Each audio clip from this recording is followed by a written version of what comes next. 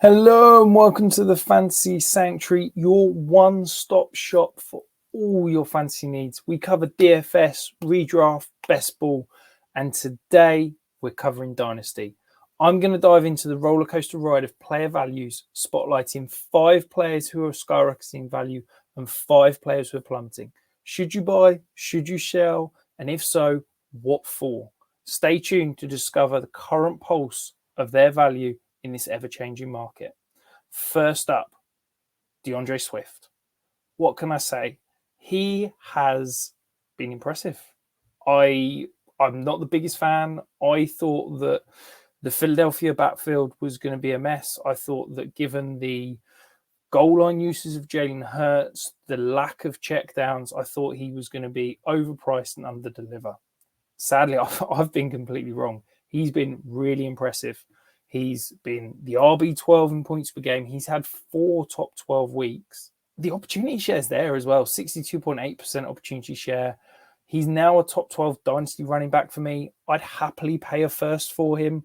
I think maybe you need to pay a little bit more, but if somebody's sleeping a little bit, doesn't view him as that long-term asset because of the contract coming to an end, it might be an opportunity to pounce. So, yeah, really like DeAndre Swift and think he's definitely a top 12 running back rest of the season and probably next season as well. The next big riser for me, Kenneth Walker. Again, Zach Charbonnet believer right here. I was expecting that post-buy rookie bump for Charbonnet, but Walker held it off. 81.5% opportunity share last week. He's over 70% on the season. But the single most impressive thing for me, through 5 games, he has only been tackled for a loss 8 times. Last year, it was over 2 per game. He tackled 33 times in 15 games.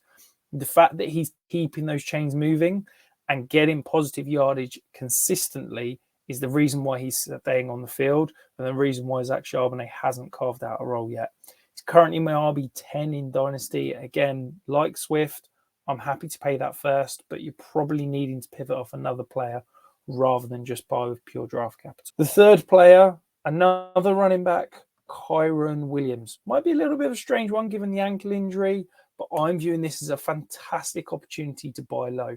He is clearly the workhorse back in Los Angeles.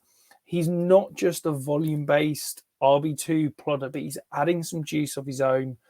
Sean McVay said that he's scheming him up. He's wanting to get him as many touches as he can. As you can see, the RB 18 points per game this season, averaging well over 18 points per game. If you can go and buy him for a couple of second-round picks, maybe you need to pivot off a more older player to go and buy him off a win-now team. I think it would be a great opportunity because the initial reports are saying it's a low ankle sprain, maybe only 1 or 2 weeks, but I'm expecting come the playoffs, he's going to be a solid, reliable RB2 for your dynasty team. Changing positions now, we're going to look at some wide receivers. Amon-Ra St. Brown. You're maybe thinking, why is he a riser? Everyone knows he's a stud. Well, for me, he is now in that second tier of dynasty wide receivers. He's along with AJ Brown, CD Lamb, Garrett Wilson, Chris Olave. He is a top 7 dynasty wide receiver for me. The stats are just completely out of this world. 39% targets per route run rate, 3.6 yards per route run, and averaging over 20 points per game. He's probably unattainable in your dynasty league right now. I can't imagine anybody is looking to sell, but if you can pay 2 first and sneak him away from somebody, I think he's going to be a cornerstone of your team for probably 3, 4, maybe even 5 years moving forward. The final riser, this may be a little bit under the radar, but Michael Mayer. You probably spent some decent draft capital to draft him a couple of months ago. You've probably been disappointed as Sam Laporte has been setting rookie records and setting everything on fire. Michael Mayer's kind of been forgotten about. But this last week, we started to see some shoots and hopefully he can start to blossom. 81.4% snap share, 19.4% target share.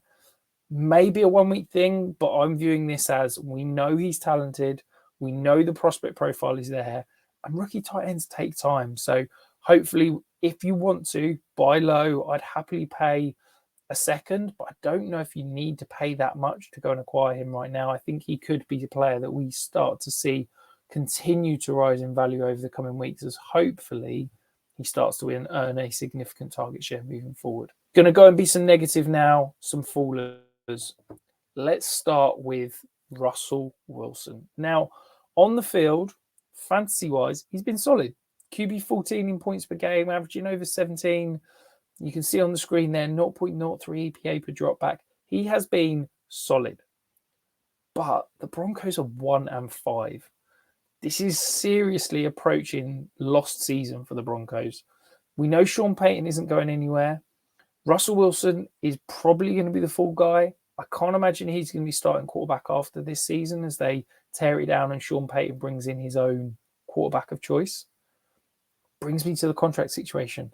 Russell Wilson's contract in 2025 is guaranteed for injury. If he can't pass a medical in April next year, that contract becomes guaranteed. There is seriously a chance. We saw it last year with Derek Carr, where the Raiders sat him because they didn't want to pay that money. We could see that this year with Russell Wilson. They could sit him, designate him as a post-June 1st cut and move on from him.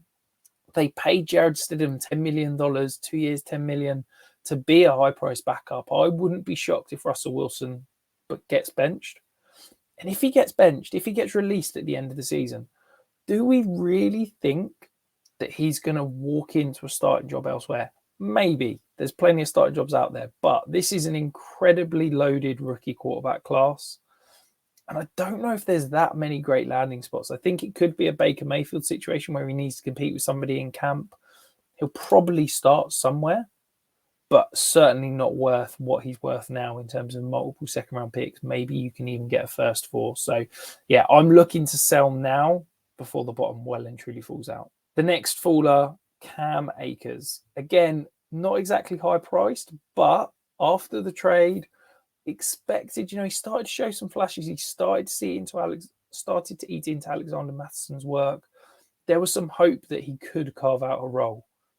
But this week he just didn't do it. 7.1% opportunity share, hardly seeing the field.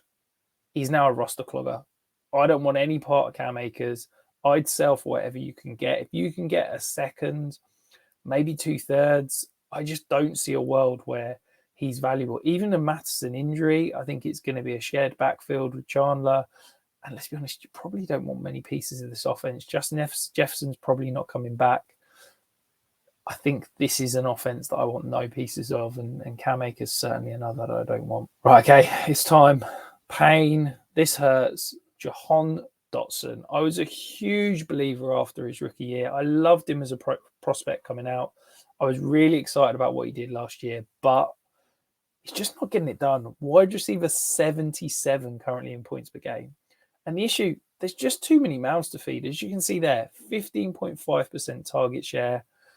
Curtis Samuel, Terry McLaurin, Logan Thomas, Antonio Gibson, Brian Robinson. There's just too many mouths to feed. Jahan Dotson's not getting enough work, enough volume to be consistent for fantasy. So I still think he's worth a mid to late 24 first. I'm probably not buying him, but I think you got to hold and just hope that the value comes and his season and hopefully fantasy life turns around, because I think he's too talented to be a roster clogger. But realistically, you can't start him moving forward. The next guy, Alec Pierce, he's now the definition of a roster clogger.